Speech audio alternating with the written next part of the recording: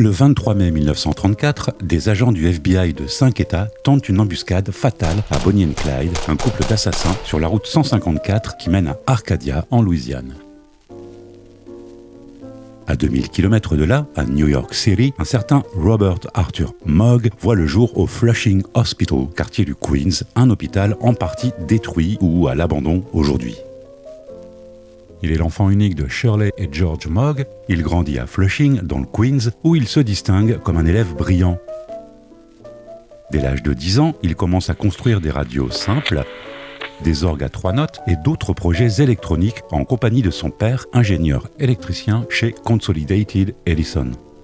Il intègre le Bronx High School of Science en 1952, où il construit son premier térémine dans le cadre d'un projet de foire scientifique. À 19 ans, il publie un article sur la construction d'un térémine à faire soi-même, révélant ses facilités précoces dans ce domaine. En 1954, il construit avec son père, George, le térémine modèle 201. Mogg obtient une licence en physique au Queens College de New York, une licence en génie électrique à l'Université Columbia, puis un doctorat en physique de l'ingénierie à l'Université Cornell d'Ithaca. Durant cette période, un térémine à transistor de sa conception est présenté dans le magazine Electronics World de janvier 1961. Il présente sa thèse intitulée « Absorption ultrasonique dans le chlorure de sodium ». Cette dernière étape prend 8 ans, prolongée essentiellement par son passe-temps favori, construire des térémines et d'autres instruments électroniques.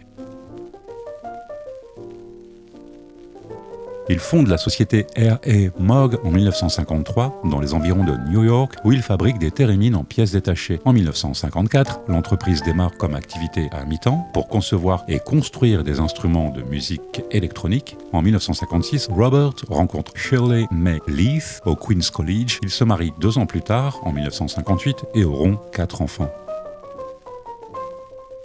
En 1964, un de ses clients, Herbert Dutch, professeur de solfège et compositeur, lui commande un modèle de synthétiseur à monter en kit, le Moog Synthesizer System, composé de modules à assembler, VCO, VCF, VCA et ADSR. Moog le rend plus compact. Jusque-là, les modèles pouvaient occuper une pièce entière et y ajoute la commande par tension de l'oscillateur, du filtre et de l'amplification. Présenté lors d'un congrès de l'Audio Engineering Society en 1964, son appareil rencontre un succès qui lui permet de se lancer dans la fabrication à plus grande échelle. En 1968, Switched on Back est enregistré par son amie Wendy Carlos. Plus tard, celle-ci adapte au synthétiseur Beethoven, Rossini, Henry Purcell et le motif initial de la bande originale d'Orange Mécanique. Elle devient, de fait, la meilleure ambassadrice du fabricant. You have to build every sound. And to start to build these sounds, you have to start with something pretty simple. And here are the simple things we start with. There are 5 of them. The simplest one of all is something that any lab technician must have seen at one time or another. It's called a sine wave. It's very smooth, very flute-like. L'année suivante, George Harrison parsème son album solo Electronic Sound ainsi que le dernier disque des Beatles, Abbey Road, de sons générés par un Moog, à l'époque aussi encombrant qu'une armoire, qu'il s'est procuré directement auprès de son créateur. C'est la première fois qu'on l'entend sur un disque de rock. Un modèle en particulier, le Mini Moog, d'une taille et d'une facilité d'emploi révolutionnaire avec son clavier à 44 touches, devient l'instrument solo emblématique du rock progressif du début des années 70. Moody Blues, Emerson, Lake and Palmer, Yes, Rick Wakeman, Edgar Winter, Isao Tomita, Gary Newman, Jean-Michel Jarre, Klaus Schulze, Tangerine Dream et Kraftwerk sont parmi ceux qui exploitent le potentiel sonore des synthés Moog. Le jazz avec Herbie Hancock, Chick Corea ou Billy Cobham et le funk avec Funkadelic de George Clinton ne sont pas en reste. À son apogée, en 1971, l'usine Moog de Trumansburg, New York, un ancien magasin de meubles, emploie 42 personnes et propose plus de 25 modèles à son catalogue.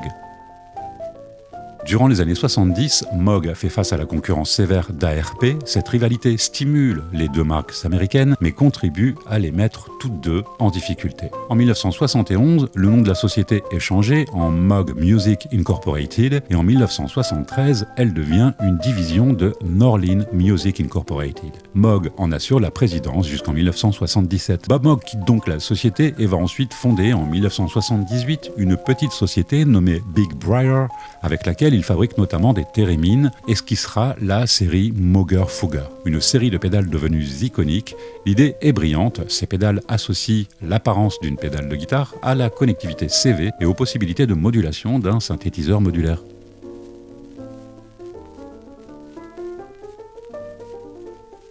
En 2002, Bob Moog reprend le nom Moog Music et continue à concevoir de nouveaux instruments, plus de 30 références à aujourd'hui et un total de plus de 70 instruments depuis ses débuts.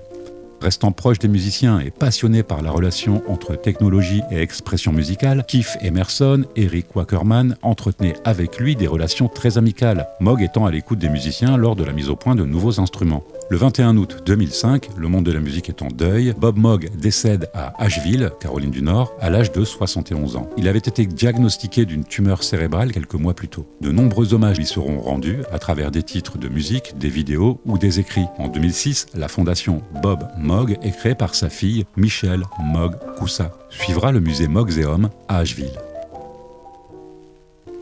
Avec Don Buckley, Bob Moog est considéré comme l'inventeur du synthétiseur. Son travail a transformé radicalement la création musicale du XXe siècle en démocratisant la musique électronique et en la faisant passer des laboratoires universitaires aux scènes de concert du monde entier. La Bob Moog Foundation perpétue son œuvre en soutenant l'éducation musicale et l'innovation électronique. Un génie discret qui a changé la musique pour toujours.